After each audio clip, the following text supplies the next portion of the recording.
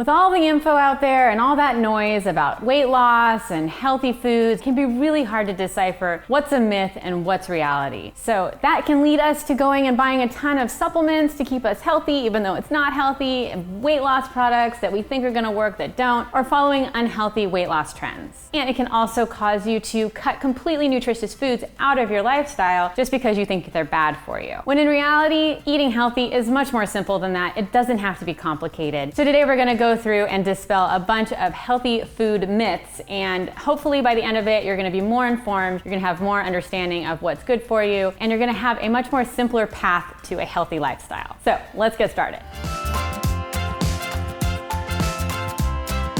Eating carbs makes you fat. All right, so I need to start off and debunk this one about carbs because this one is really popular and it's just not true. So if you've watched my video on the top demonized foods, I already talked about how carbs are not the enemy. That yes, they can be unhealthy and we can talk about how those are unhealthy, but carbs in themselves, complex carbs like sweet potatoes and quinoa and broccoli and whole grains, those are all very nutritious for you and they will definitely not make you fat. What will make you fat and what will cause you to gain weight is if you're choosing the wrong types of carbs or if you're overeating the carbs that you need. It's not the carb itself. So if you're choosing to have processed pasta and fettuccine alfredo and having that with some garlic bread that's processed, and you're having that with a big glass of Coke, all of those carbs are not gonna work for you. They're gonna be emptier carbs than if you were having more nutritious carbs, and they're gonna cause you to gain weight if you have too many of them. It really depends also on how active you are, how much food you need for your macros to reach your goals, and the types of carbs you're eating. And if you need help on calculating your macros, I'll link to a video below for you. Sugar-free and fat-free means those foods are healthier. All right,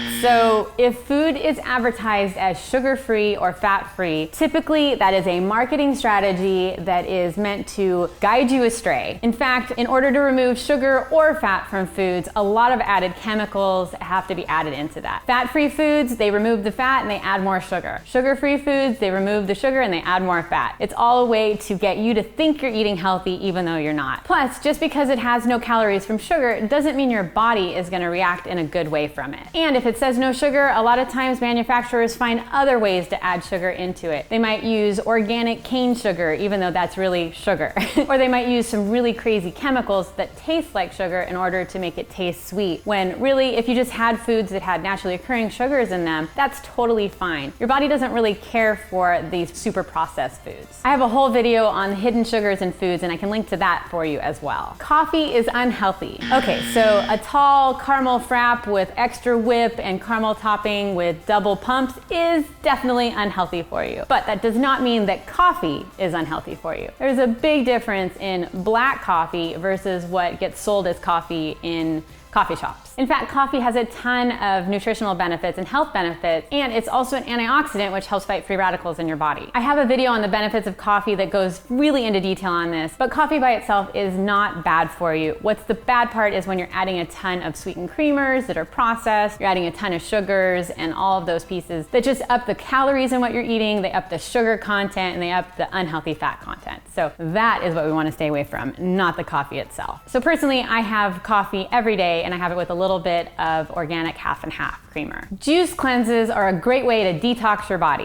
Okay, so I personally hate juice cleanses. Juice cleanses are such a fad and they do not help you. So in general, your body is really good at removing toxins. Your body is made for that. And if you're drinking water and you're eating a balanced diet, there's absolutely no reason to worry about detoxing. And that's because your spleen, your liver, and your kidneys all are cleansing parts of your body if they're functioning appropriately. So instead, if you start just pouring down a bunch of juice and have all that extra sugar, all that stuff that doesn't even need to be broken down because it's already in juice form, that's actually gonna tax your liver, tax your kidneys, and tax your spleen way more than just regular food. Plus, with juice cleanses, you're gonna have so much added sugar, you're not gonna have any of the fiber from those fruits and vegetables. It's just not a good thing, and I really don't recommend them. Fresh produce is healthier than frozen produce. So I used to think this, and I used to get fresh veggies and produce and think, oh no, I have to have it fresh because frozen isn't as healthy healthy and doesn't have as many nutritional benefits. But it's actually not true. Frozen veggies actually have the same or more nutritional value than fresh veggies. And that's because frozen veggies are actually picked at their peak ripeness. They're not waiting to take it prematurely, put it onto a truck, spray it with a bunch of chemicals to keep it from not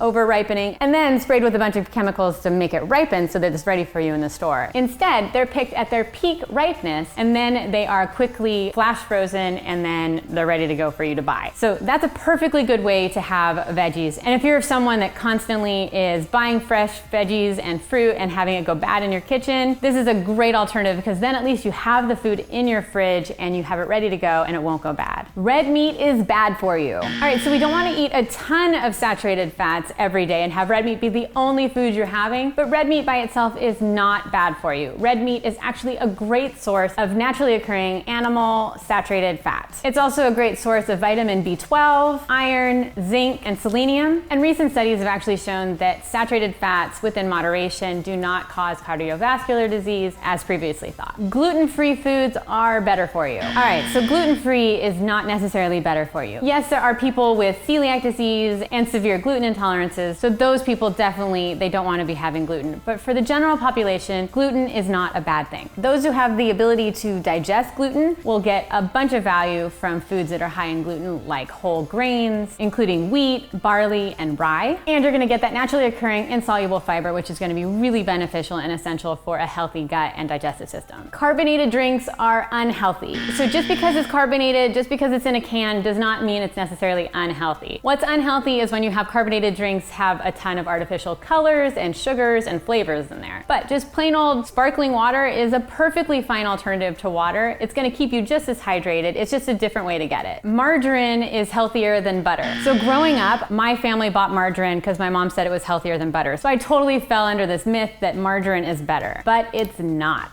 by any means. It actually contains a ton of trans fats, which are some of the worst fats you can have because they're highly processed. They're linked with heart disease. They're linked with higher cholesterol. They're linked with obesity and all sorts of bad stuff. Meanwhile, grass-fed organic butter is super good for you in moderation. It's a healthy fat. It has healthy omega-3 fatty acids in there, and it is delicious. Now, if you are avoiding animal products, then obviously you wouldn't want the butter, but you could choose another saturated fat that's healthy and has a bunch of positive value, like coconut oil. You can't eat eggs because they're so high in cholesterol. Yes, eggs do contain cholesterol, just like salmon contains cholesterol, but just because of that does not mean they are unhealthy. In fact, eggs are super nutrient dense and really, really great to have, even on a daily basis. They're basically like a powerhouse of energy and protein and goodness all packed up into a little egg. I have both egg whites and eggs every day, and you can see how I do that in my 7 foods I eat every day video. So let me know below if you have any myths that you want me to research, and check out my video on the top 11 unhealthy foods that people think are healthy, and I'll see you in the next video.